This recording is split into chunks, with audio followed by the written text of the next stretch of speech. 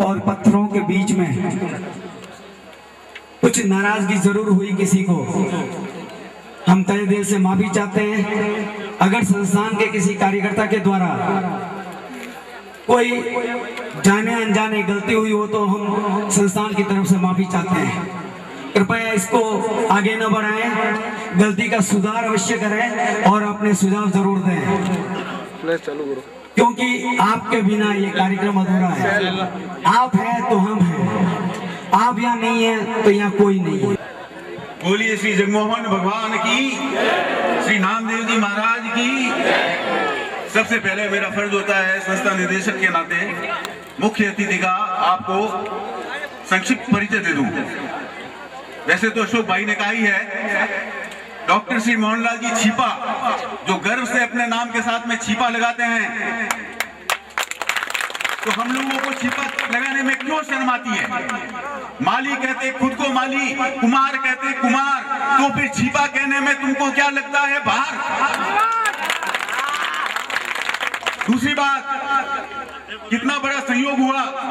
गोधूली की बेला में इधर से नामदेव जी भगत की पाल की यात्रा आ रही है, इधर जगमोहन जी इंतजार कर रहे हैं, इधर साक्षात मोहन उसी समय दरबार में प्रस्तुत होते हैं। और इनकी मतलब ऐसो नम्रता देखिए, इतने बड़े ऊंचे पद पर होते हुए एक साधारण परिवार में जन्म लेकर शिक्षा विभाग की इतनी ऊंचाइयों को छुआ, जिसके लिए पूरा भारतवर्ष का छिपा समाज गौरवान्वित हो रहा है। राजस्थान का विशेष करके, क्योंकि ये राजस्थान के निवासी है।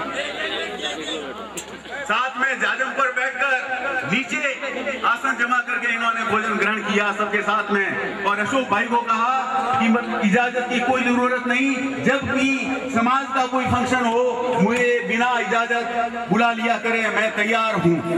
इससे ज्यादा और क्या होगा? तो मैं बस इतना ही कह करके, और आप सब लोगों को जो इस समारोह में सम्मिलित हुए हैं, परोक्ष अपरोक्ष रूप से जो अपना सहयोग दे रहे हैं, भगवान जगमोहन के दरबार में हाजिरी देने आए हैं। और जैसा कि मोहनानंद जी ने स्वयं अपने ग्रंथ में लिखा है, बताया भी था अशोक भाई ने कि एक बार इस स्थान पर अवश्य आना चाहिए। मोहनानंद जी आपको आदेश कर चुके हैं, ग्रंथ में साफ मैंने पढ़ा है कि बारसा गांव मैं जरूर, जो राजस्थान का पंढरपुर है, आपको विदित है कि छोटे से बारसा गांव में 1 महीने पहले, ज्यादा समय भी नहीं हुआ है, ऐसा फंक्शन कभी नहीं हुआ होगा। श्री नामदेव महाराज की भक्ति संप्रदाय संघ की मीटिंग पूरे भारतवर्ष लेवल पर हुई, और जिसमें 9 राज्यों के प्रतिनिधियों ने, बड़े बड़े पदाधिकारियों ने भाग लिया। और आज भी आपके सामने समाज के रत्न, जो सर्वोच्च शिक्षा विभाग के पद को सुशोभित कर रहे हैं, आपके सामने उपस्थित है, और अपने को अपना समाज का ही अंग मान रहे हैं, गर्व से शिवा लगा रहे हैं। मेरी तो यही तमन्ना है कि अब आप जो है नाम के पीछे, आज मैं देख रहा हूँ कई किताबें निकल रही है समाज की, विकसित समाज में पुस्तकें निकलनी चाहिए, लेकिन अभी भी इस उलझन में है कि हम किस जाति के हैं। अरे भैया, नामदेव छिपा जाति के थे तो हम भी छिपा जाति के हैं, इसमें संदेह क्या है? संयोजक अशोक जी गहलोत, मंच पर बैठे सभी पदाधिकारीगण, मेरे समाज के बंधुओं, माताओं, बहनों, ग्राम बारसा के नगरवासियों, मैं सर्वप्रथम ग्राम बारसा के नगरवासियों को धन्यवाद देना चाहूंगा कि उन्होंने इस पवित्र भूमि के दर्शन हेतु हम सबको आमंत्रित किया। मेरे ख्याल से कुछ वर्ष पूर्व तक हमें किसी को ये जानकारी नहीं थी कि संत नामदेव इस छोटे से गांव में पधारे होंगे और उन्होंने यहाँ करिश्मा दिखाया होगा।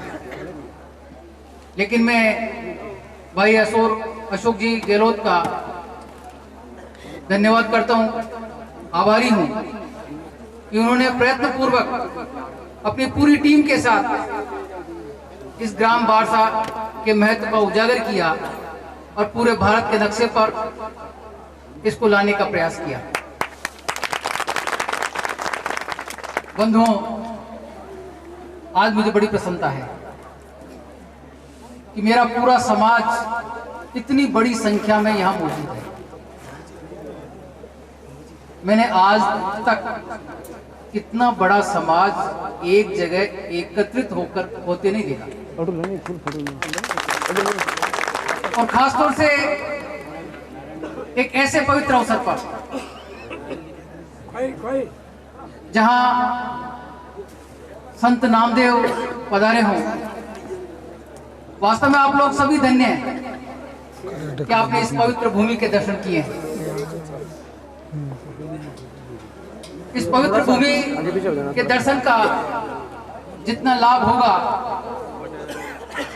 अभी भाई गहलोत जी ने बताया कि ये राजस्थान का पंढरपुर है।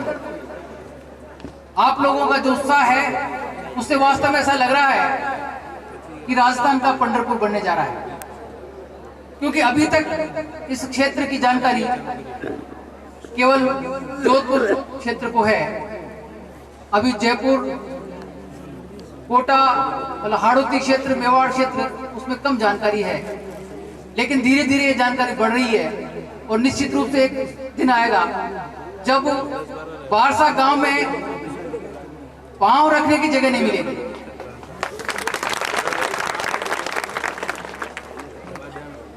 बंधुओं, आज मुझे इस बात की भी खुशी है कि हमारा समाज अब जागृत हो गया है। हमारा समाज अब एकता के महत्व को समझने लगा है। आज आपने मुझे यहाँ आमंत्रित किया और इस स्वागत किया। मैं समाज का तहे दिल से आभार व्यक्त करता हूँ। ये स्वागत मेरा नहीं है। अशोक जी ने बताया कि मैं बहुत बड़े पद पर पहुंच गया हूं। जो कुछ पद है ये समाज के आशीर्वाद से प्राप्त हुआ है, समाज को प्राप्त हुआ है। मेरा एक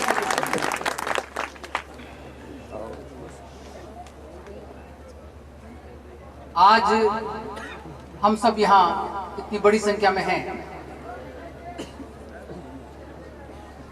नामदेव जी के भजन सुनने के लिए आए हैं। नामदेव जी के भक्ति का जो प्रताप है उसको सुनने के लिए आए हैं। हम अपने यहाँ क्या क्या कार्य कर रहे हैं उसकी जानकारी एक दूसरे से एक्सचेंज करने के लिए आए हैं।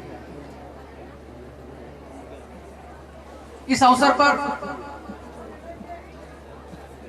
हम जहां जहां से आए हैं वहां पर हमें मैसेज भी देना है कि कितनी बड़ी संख्या में समाज के बंधु एकत्र हुए और भगवान जगमोहन जी के दर्शन किए, नामदेव जी की कथा सुनी, नामदेव जी का प्रताप सुना, उनके पराक्रम की जानकारी प्राप्त हुई। बंधुओं, आज आवश्यकता इस बात की है, गहलोत छिपा है, कहीं हम टाक छिपा है, कहीं हम भावसार छिपा है, कहीं हम दिलवारी छिपा है, कहीं हम रंगारा छिपा है, लेकिन एक बात है कि सब छिपा है, इसमें कोई दो राय नहीं। और इसलिए आज हमें एक बृहत नामदेव समाज की स्थापना करनी है, और एक बृहत नामदेव समाज की स्थापना हो गई तो निश्चित रूप से ये भारत की एक बहुत बड़ी शक्ति बनेगी। भारत की बहुत बड़ी शक्ति बनेगी तो इस समाज का महत्व सब लोग समझेंगे और एक राजनीतिक ताकत के रूप में भी ये उभरेगा। इसलिए आज आवश्यकता इस बात की है, हम जहां भी हैं एक शक्ति के रूप में एकत्र हों, एक हों और तन से, मन से, धन से इस समाज की सेवा के लिए अपने आप को समर्पित करें। बंधुओं, इतनी बड़ी संख्या में मातृ शक्ति मैंने कभी नहीं देखी, और इस मातृ शक्ति की जिम्मेवारी है कि वह इस समाज को दिशा दे, अपने बच्चों को दिशा दे, और उनको इस समाज की सेवा करने लायक बनाए। पुरुष शक्ति भी कम नहीं है। आज दोनों भाग पूरे खचाखच भरे हुए हैं। वो इस बात के लिए संकेत दे रहे हैं कि समाज की मातृ और पितृशक्ति एकजुट है इस समाज को आगे बढ़ाने के लिए। बंधुओं, हम सब जानते हैं, एक थोड़ा सा छोटा सा किस्सा मैं समाज के बारे में सुना देता हूं कि हम थे कौन। आप सबने सुना होगा सहस्त्र बाहु के बारे में। महाराजा सहस्त्र बाहु हुए थे। वो एक बार घूमने के लिए गए हुए थे। उनकी रानी सत्यवती थी। नदी के किनारे वो गए। वहां जमदग्नि ऋषि का आश्रम था। उनकी पत्नी रेणुका थी। दोनों, रेणुका और सत्यवती, खास बहनी थी।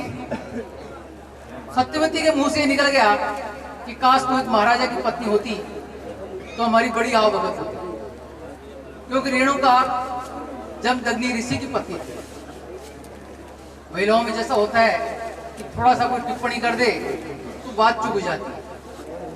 रेणुका जी ने ऋषि जमदग्नि को बताया कि भाई ऐसी बात है। वो महाराज इंद्र के पास गए और उन्होंने कहा कि मुझे कुछ समय के लिए कामधेनु और कुबेर का भंडार दे दो। इंद्र ने बात मान ली और कामधेनु और कुबेर का भंडार दे दिया और सहस्त्र बाहु की बड़ी सेवा की। सहस्त्र बाहु बड़े प्रसन्न हुए। उन्होंने कहा कि ये कामधेनु मुझे दे दीजिए। जमदग्नि ऋषि ने कहा कि भाई ये तो मैं खुद ही उधार लाया हूं। माने नहीं, युद्ध हुआ और जमदग्नि ऋषि की हत्या हुई।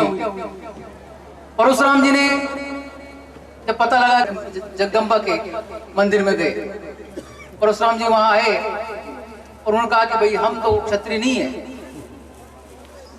जगदम्बा ने कहा कि ठीक है, आज से अब अपना व्यवसाय बदलिए और रंगाई, छपाई, सिलाई का काम करिए।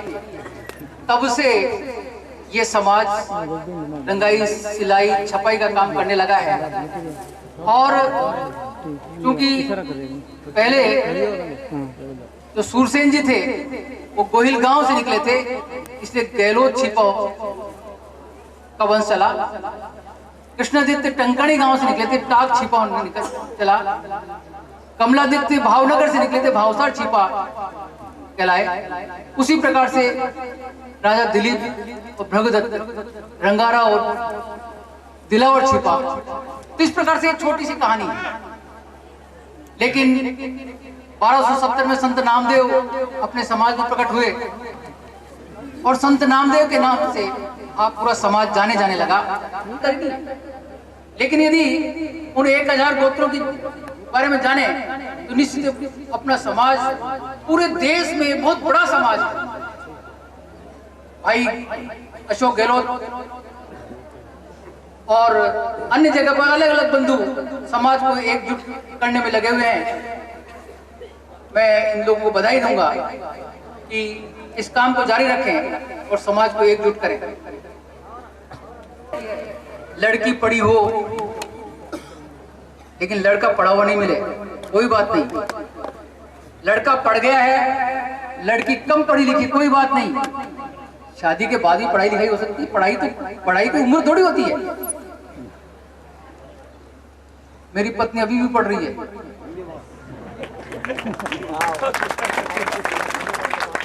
श्रीमान मोहनलाल जी ने समाज के हित में काफी सारा दिल खोल करके जो दिल में था वो कहा।